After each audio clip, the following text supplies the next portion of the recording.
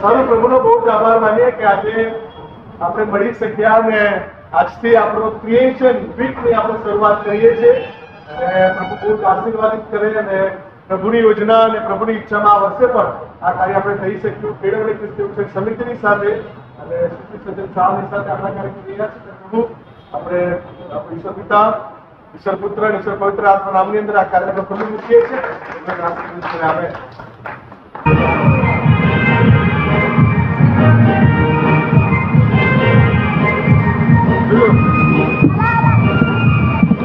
બે વચ્ચે ડિવાઈડ કરો યાદ